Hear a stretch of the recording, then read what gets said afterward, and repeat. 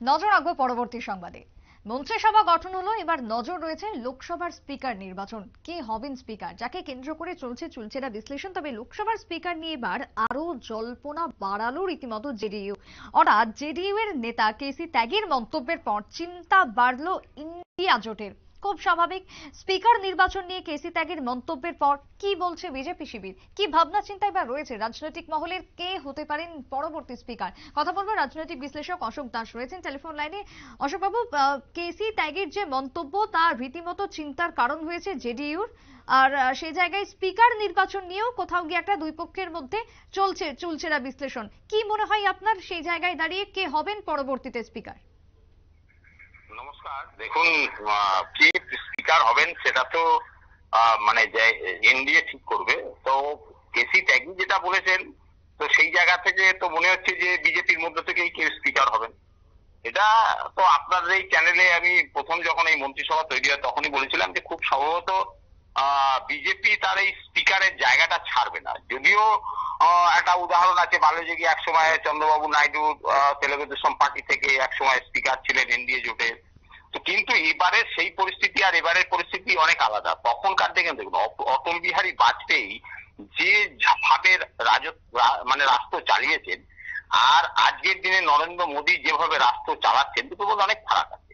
আর নরেন্দ্র মোদীর সঙ্গে অনেক তফাৎ আছে এই অটল বিহারী বাজপেয়ী যেভাবে সর্বজনগ্রাহ্য একজন অবিসংবাদিত নেতা ছিলেন, আজকের দিনে এই 3 টার্মে এসে আজকের নরেন্দ্র মোদী কিন্তু সেই জনপ্রিয়তা সেই জায়গাটা নেই। তার জনপ্রিয়তা ভাটা পড়েছে। এটা ভারতীয় জনতা পার্টি বুঝলে ভালো, না বুঝলে তাদের খারাপ হবে।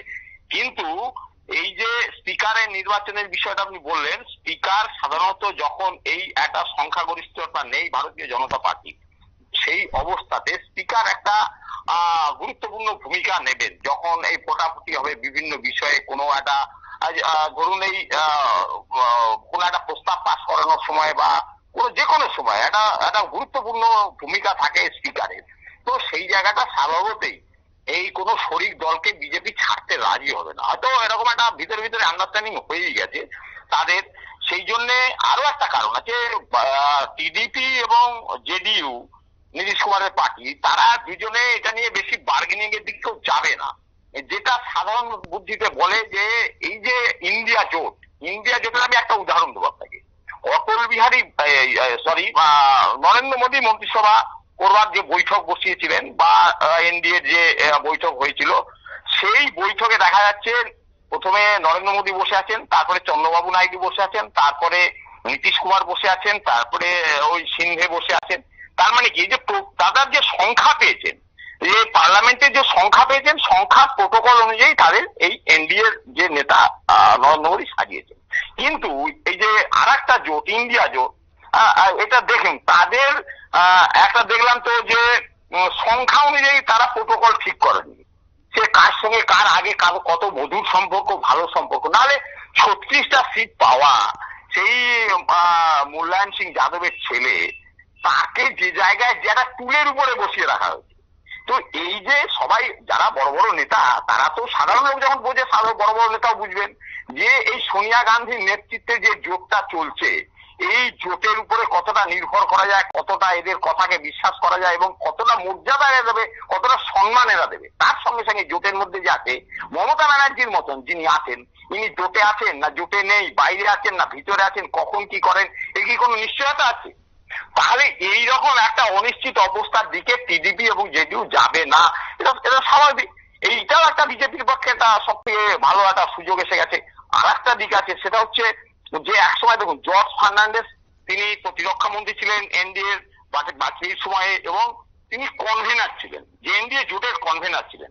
আজ এখন পর্যন্ত কেউ কনভেনার হয়নি। তো এটা নিয়ে আগামী দিনে কোনো একটা চর্চা হতে পারে, আলোচনা হতে পারে। সেই সময় জেডিইউ নেতা হিসাবে জর্জ ফার্নান্ডেস কনভেনর ছিলেন। তবে তার যে ক্যারিজমা, সেই জায়গাটায় আজকের দিনে নীতিশ কুমার আছেন, নিশ্চয়ই আছেন। তো সেই জায়গাটা কি হবে সেটা পরবর্তী হবে। হয়তো ভিতরে এইসব সমস্ত নিয়েই তাদের মধ্যে এনডিএর মধ্যে আলোচনা হচ্ছে, দেওয়া নেওয়া চলছে, এইটা নেবে, ওইটা দেবে, ওইটা ছাড়বে, এইটা পাবে বিজেপি। তো এরকম একটা কিছু নিশ্চয়ই একটা আন্ডারস্ট্যান্ডিং এর জায়গায় যাচ্ছেন বলেই হয়তো কেসি ত্যাগী এরকম একটা কিছু কথা বলছে।